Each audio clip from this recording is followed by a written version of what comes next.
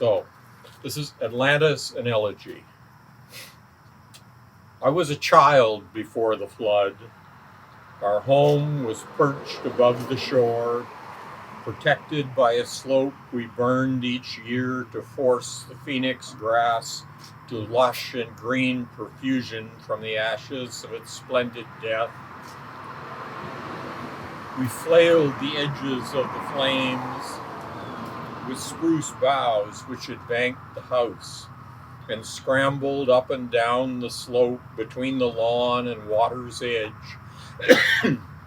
dragging flaming cattail heads to spread the fire out in lines.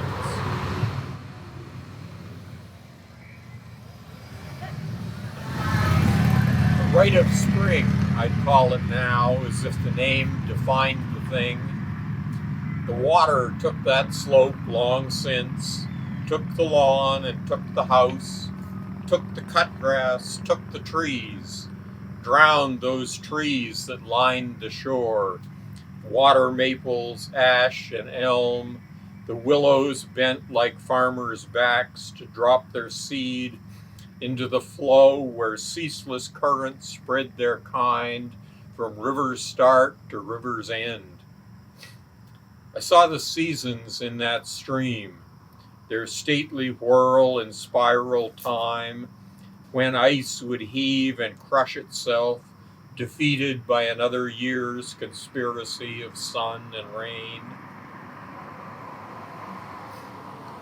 The freshet flush that followed full, stained with the brown of forest roots, the water spilling over banks, embracing trees, caressing fields with gentle, timeless, savage strokes. We'd launched the boat my uncle built and paddled till our arms were sore, and still we'd dig and pull and watch to see the trees slide slowly back, to gain the slack of silver fields where gullies ran like veins into the labyrinth hearts of continents unknown to other times of year.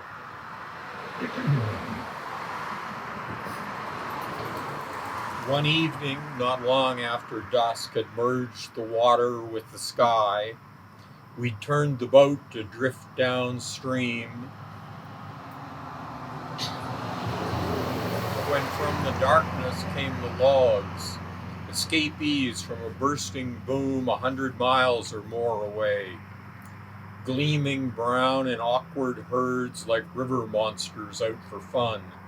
They nudged our flanks, and we began to draw them in, to guide them home, flotsam, free foundation sills that could be used to start a barn, matching adolescent strength against the ancient freshet surge, a little convoy inching in, as if to mock the springtime sight of tugs that drew the cookboats up from winter berths beside the bay, a string of beads in child-bright hue, which pulled reluctant at the towboat's stern in chocolate water churned to violent froth by power hid from eyes ashore, where children watched them disappear beyond the bend.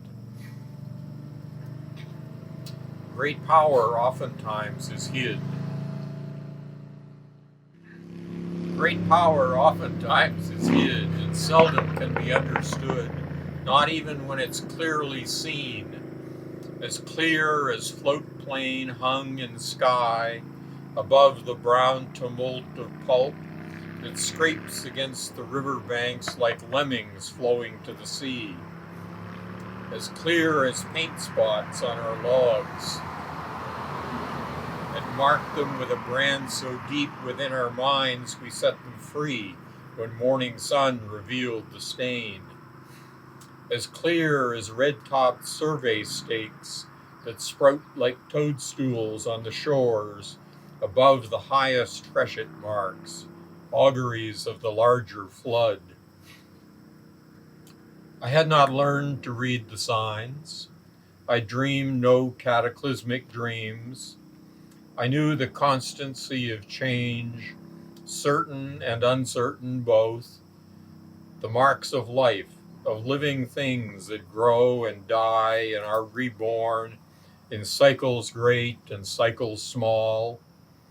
I watched the water rise and fall, heard its voices change their call from hour to hour, from day to day, never silent, never still.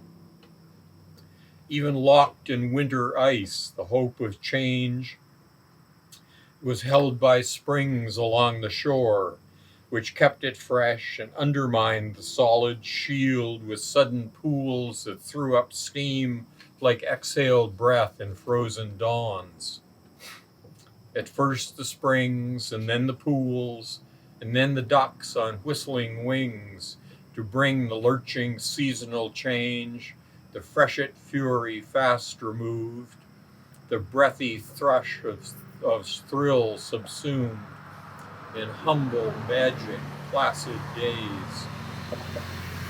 Pull a boat past shallow shores or ride an eddy up the stream, to comb the banks for fiddleheads, for bloodroot, or for adders' tongues, to watch a muskrat's arrowhead of water spread in lazy light, stay as still as standing stone, and watch a wood duck lead her brood the little distance down the brook from nest and tree to life afloat,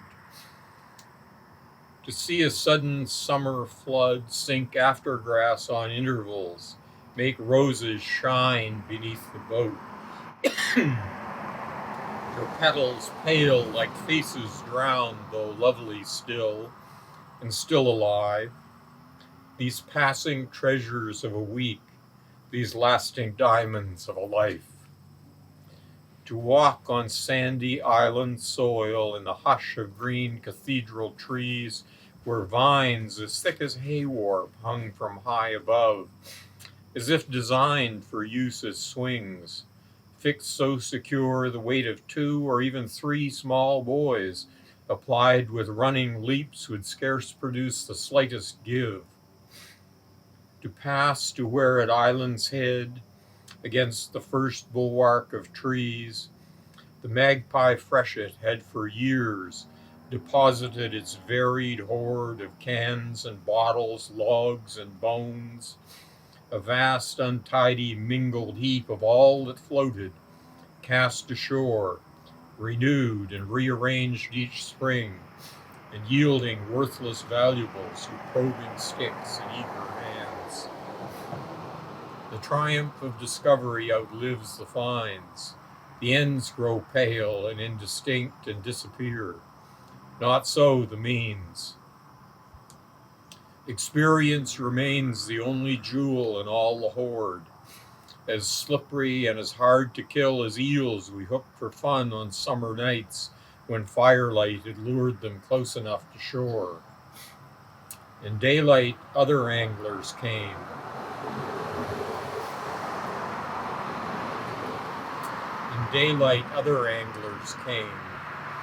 All summer long we saw them stand where ripples danced on gravel bars and swing their supple bamboo rods with flies they tied to fool the fish.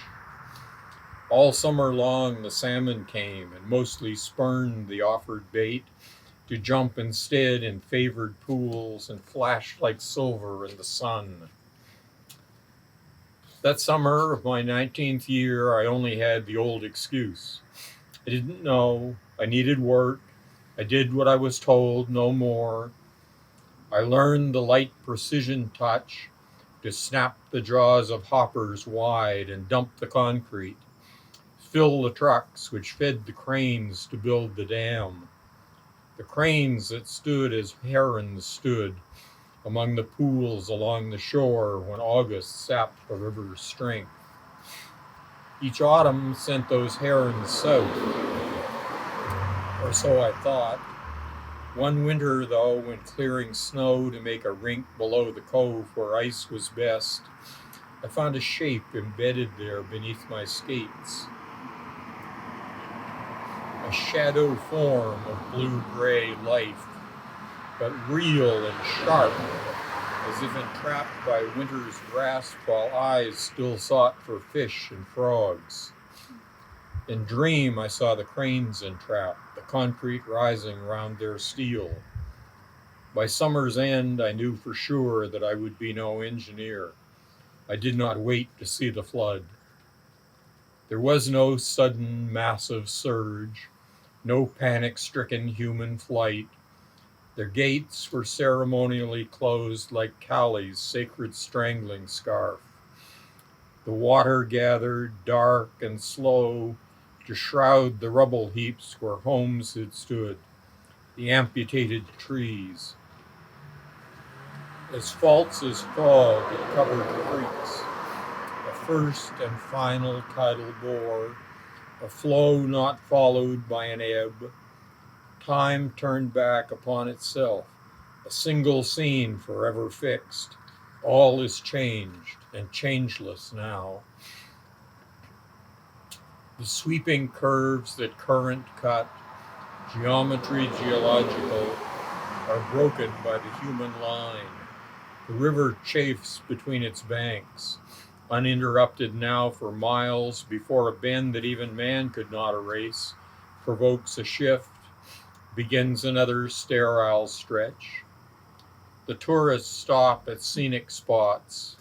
Their cameras see the autumn hills, where maples watch their mirror selves reflected in the lake below.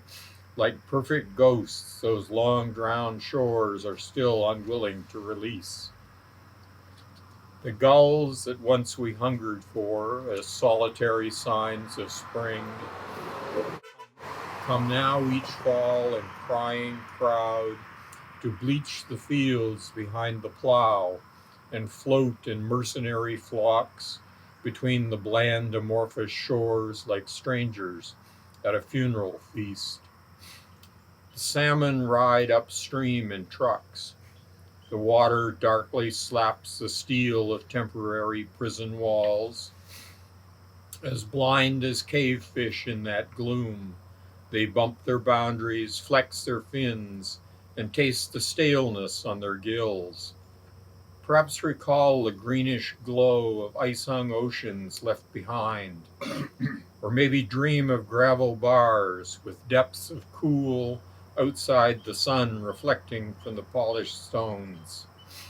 Along the turgid lake they pass, unseeing and unseen. The bars are drowned, and tourists come to cast for bass, while sullen little waves gnaw the shores with mud-stained teeth. Thank you.